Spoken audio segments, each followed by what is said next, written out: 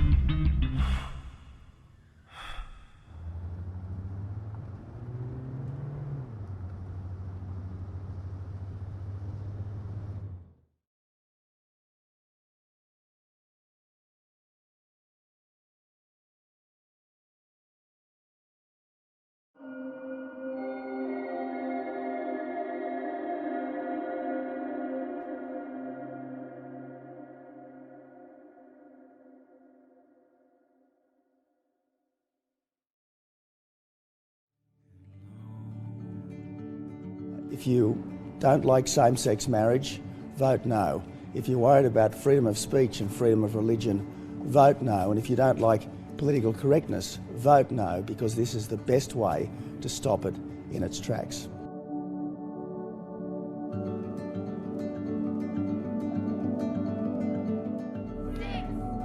One of the very first legally married same-sex couples.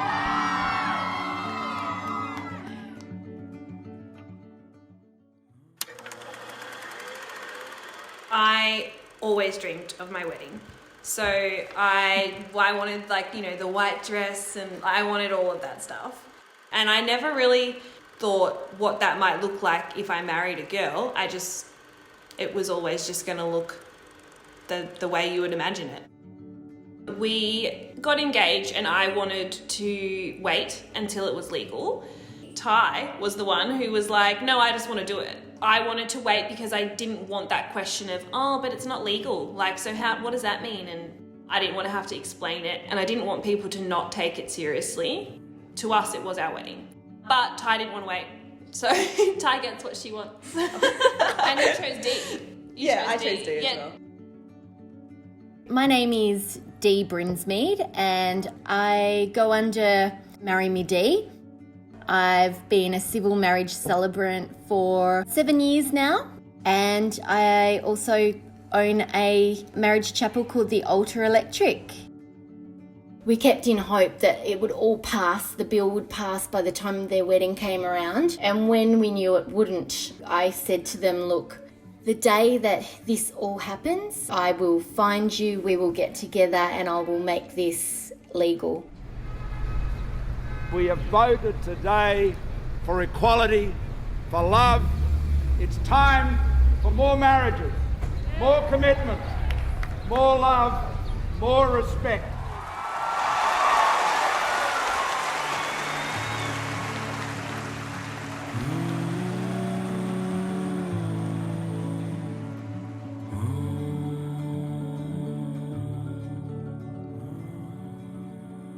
I remember feeling really breathless. I don't know, like, I'm not really emotional, but I felt like really anxious. When they actually were getting ready to, like, read the answer, we both sat down on the couch and they said that it was a yes, and we actually both, like, burst into tears.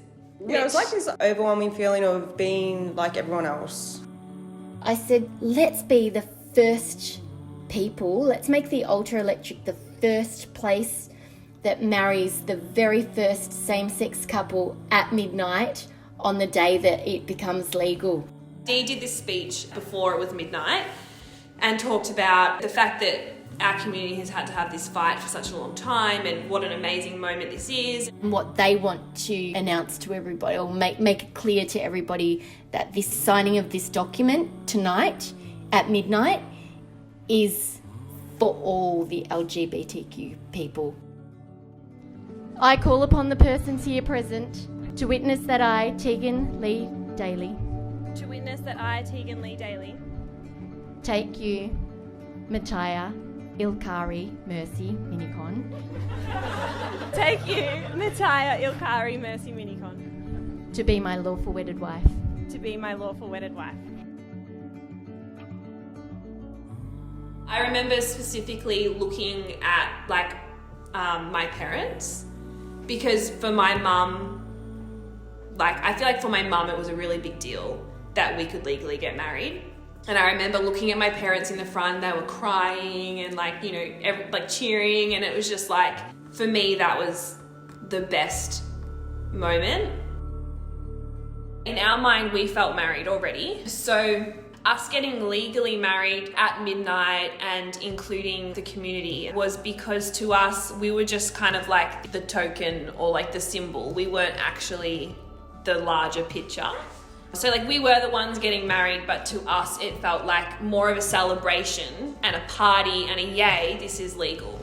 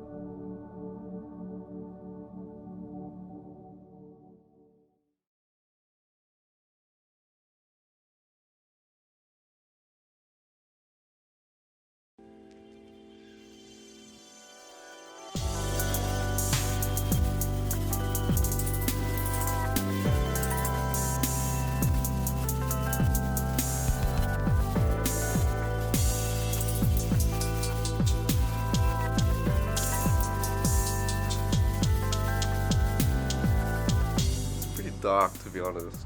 I was born in Australia. I grew up here in Papa's Crossing. I wouldn't say I'm really that influenced by Filipino culture, because I was born here. So I think like someone would be born here. I think I've been here 15 years.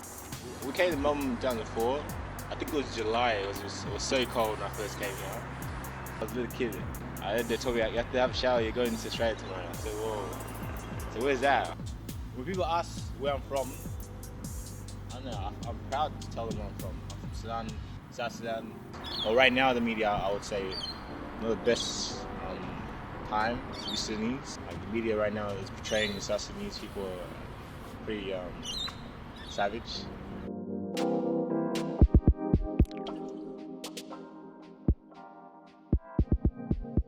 I don't know, I consider myself Australian with Filipino heritage. That's the best way to put it. Because when I went back to Philippines, I just didn't act like a Filipino. That's the weird thing about it. I knew how to speak Tagalog, and I knew all the mannerisms and stuff, like how to be polite, but everything else was Australian. My passion is fashion and creative things.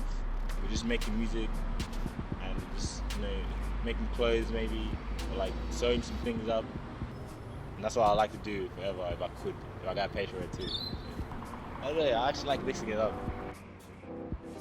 My brain was just naturally wired to make stuff, or create art. Being the only Asian kid there in that school, I realized, man, everyone is completely different from me. And then, I tried to copy them in so many ways, which I shouldn't have, but I tried to, just to fit in. I reckon subconsciously I've tried to distance myself from the Asian stereotype in order to be accepted. You just can't change someone's mind sometimes. If they think that's how you are, that's how they think you are. People of color stealing maybe, or people of color not behaving or something, or not being civil.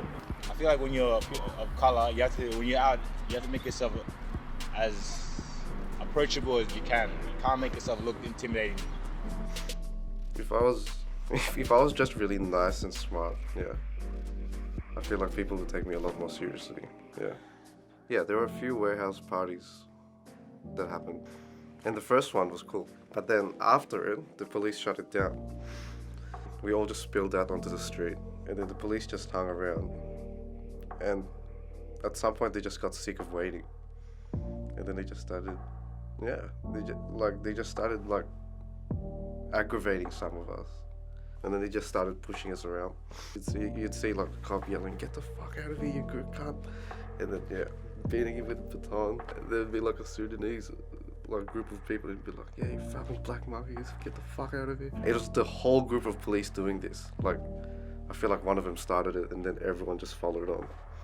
Just the way they treated like immigrant kids was messed up. And I feel like it restricts you from being free in a way, because people of color, they do really have to watch what they're doing and stuff. I don't know. Yeah, I feel like it's a game or like contest or something. Like, we have protests, we say, we're trying to change the community, and one person of color does something. They said they're gonna change their ways. I feel like they're not on our side or something. They said they're gonna change their ways, but look what happened last night. Like, come on, we're trying, in some sense, identify as Australian. But like I said, I feel like some people won't accept me as Australian, ever. Try to send them back. What would you send them back to? Because that's your country. And that's how I feel like sometimes. I feel like it can never be my country sometimes.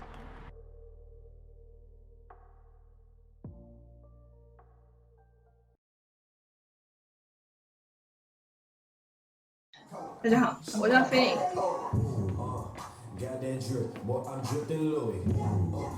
除了是一个一名学生以外，我还在墨尔本其他5房教课。但是这件事情，疫情发生之后，在一定程度上改变了我的生活，也影响到了我的生活。其实刚发生的时候，我在上海。然后那段时间，我本来想是去回国享受我的假期，然后出去玩呢，飞去没几天，然后这件事情就突然爆发了，戴口罩的人也变得特别多起来，然后就是微博上、网络上各种平台上面铺天盖地都是这种关于这个病毒的科普。回到墨尔本的时候，先是14天的隔离期吧，然后那14天就我觉得过得很轻松。因为我平时没事干也是那样子，我在家里面跳跳舞啊，看看综艺啊，看看电视啊。然后因为这次墨尔本严重之后，我教课的几个舞房他们都停业了，就是可能太久不跳舞的话，身体就会僵硬的，所以就说时不时会练习一下。